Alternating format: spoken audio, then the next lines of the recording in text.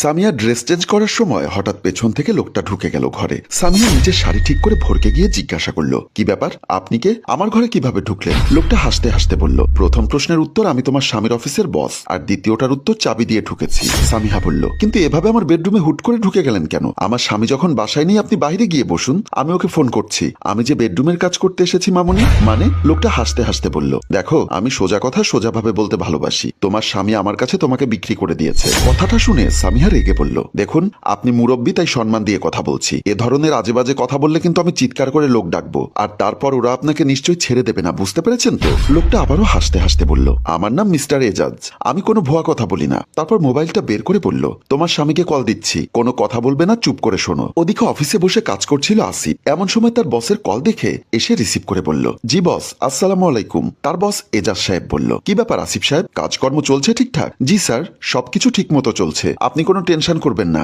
আপনি যা বলেছেন, যেভাবে বলেছেন সেভাবে হচ্ছে। মিস্টার এজাজ এবার সামিহাকে চোখ মেরে বলল, সকাল থেকে যেন আমার কেমন কেমন লাগছে। আপনার কি শরীর খারাপ নাকি স্যার? না না, আমার এখনো বিশ্বাসই হচ্ছে না তোমার সুন্দর জিনিসটা আমাকে দিয়ে দিয়েছো, মানে বিক্রি করে দিয়েছো আর কি। সামিহা মনে মনে ভাবলো, এখন যদি আসিফ বলে এই কথা সম্পূর্ণ মিথ্যা, তাহলে আমি এক্ষুনি চিৎকার করে লোক ডাকবো। কিন্তু তাকে অবাক করে দিয়ে আসিফ বলল, কেন স্যার, বিশ্বাস হচ্ছে না কেন? আমি তো আপনাকে সত্যি সত্যি বিক্রি করে দিয়েছি স্যার। 2-3 বছর তো হয়ে গেল, এখন আর আগের মতো মজা পাই না, একই রকম ঘ্যান ঘ্যান শব্দ। তাছাড়া পুরাতন জিনিস দিয়ে যদি কিছু টাকা আসে তাহলে কোনো কাজে লাগানো যাবে সেটা। আপনি এনজয় করুন স্যার, আমি আপনার দেওয়া কাজটা শেষ করে আসছি। আসিফের কথা শুনে সামিয়া অবাক হয়ে গেল, তার পায়ের তলার মাটি সরে গেল। এজাজ আরো খুশি হয়ে বলল, ঠিক আছে আসিফ সাহেব, এবার আপনি কাজ করুন, আমি আপনার সুন্দর জিনিসটা এনজয় করি। Okay sir. মোবাইলটা রেখে এজাজ বলল, এবার বিশ্বাস হয়েছে তো ম্যাডাম, 5 লাখ টাকা দিয়ে কিনে নিয়েছি, এনজয় তো আমি করবই। বলেই সামিয়ার হাত ধরে টান দিল। এজাজ সামিয়াকে বিছানায় নিয়ে গিয়ে ধপ করে ফেলে দিল। তারপর হাসতে হাসতে নিজের পোশাক খুলছে। সামিহার যেন সেদিকে কোনো মন নেই, তার চোখ থেকে পানি পড়ছে অনবরত।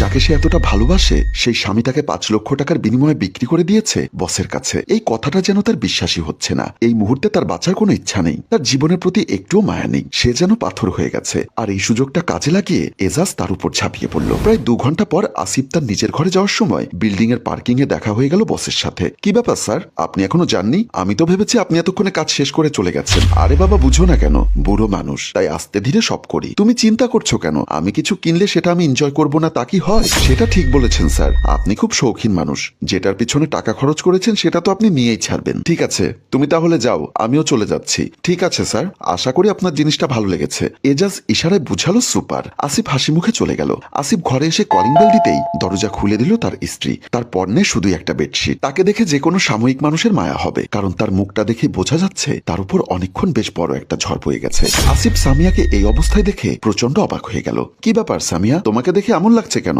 মনে হচ্ছে যেন তোমাকে কেউ খুব কষ্ট দিয়েছে। কি ব্যাপার, তুমি চুপ করে আছো কেন বলো? সামিয়া এতক্ষণ নিষ্প্রাণভাবে চেয়েছিল, এতক্ষণে সে বলল, তুমি?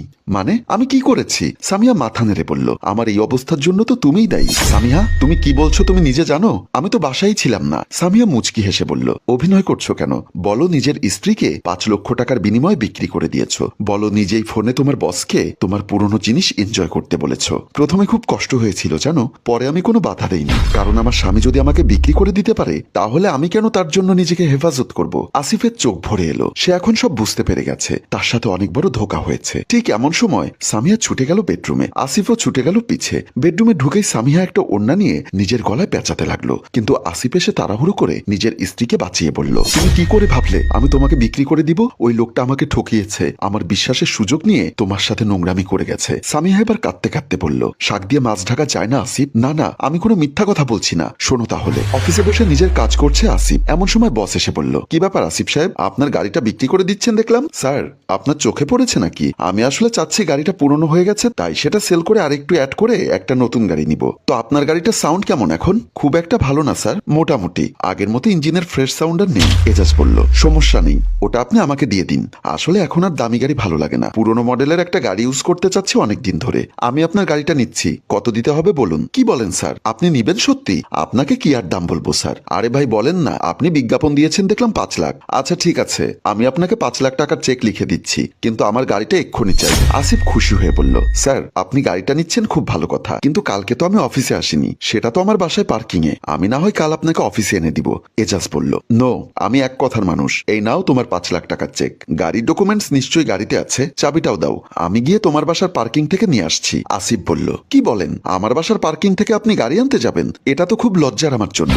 দরকার হলে আমি যাচ্ছি স্যার, আমি আপনাকে এনে দিচ্ছি। এজাজ বলল, না না, আমাকে আজকের মধ্যেই লাল ফাইলটা রেডি করে দিবেন। আপনার কি মাথা খারাপ? আগামীকাল সিঙ্গাপুরের ক্লায়েন্ট আসবে, ভুলে গেছেন? আসিফ আর কোনো উপায় না পেয়ে বলল, আচ্ছা ঠিক আছে স্যার, এই নিন গাড়ির চাবি, আর সাথে এটাও নিন আমার বাসার চাবি। আমার স্ত্রী একটু বাইরে গেছিল সকালে মার্কেটে, এখনো এসেছে কিনা জানি না। আর যদি এতক্ষণে চলেও আসে, ও আজকে আমাদের বেলকনির গাছের টপগুলো পরিষ্কার করবে বলেছিল। তাই আপনি ফোন দিলে হয়তো শুনবে না, আপনাকে অনেকক্ষণ দাঁড়িয়ে থাকতে হবে। তাই সরাসরি চাবি দিয়ে ঢুকে যাবেন। এজাজ চাবিগুলো নিয়ে ওকে বলে চলে গেল। আমি বুঝতেই পারিনি আমি নিজের হাতে আমার স্ত্রীর সর্বনাশ করার জন্য তাকে সুযোগ করে দিয়েছি। এতটা অন্ধবিশ্বাস আমার করা উচিত হয়নি। আমি তো গাড়ি বিক্রি করেছিলাম, আমার কলিজা বিক্রি করিনি। আসিফ সামিয়াকে জড়িয়ে ধরে কাঁদতে লাগলো। নিজের কেবিনের সেক্রেটারি মিমের সাথে খুনসুটিতে ব্যস্ত মিস্টার এজাজ। এমন সময় সেখানে আসিফ এসে দাঁড়ালে মিমকে ইশারা দিলেন এজাজ। মিম চলে যেতে এজাজ বলল, বাহ কি দারুণ জিনিস এনজয় করলাম, অসাধারণ। সেদিন অফিসের পিকনিকে যখন তোমার স্ত্রীকে প্রথম দেখলাম, তখন থেকেই মনের ভেতর উথাল পাথাল শুরু হয়ে গেছে। রাতে ঘুমোতে পারতাম না, কি করব বলো তো। তারপর তুমি যখন গাড়ির বিজ্ঞাপনটা দিলে, তারপরে প্ল্যানটা মাথায় আসলো।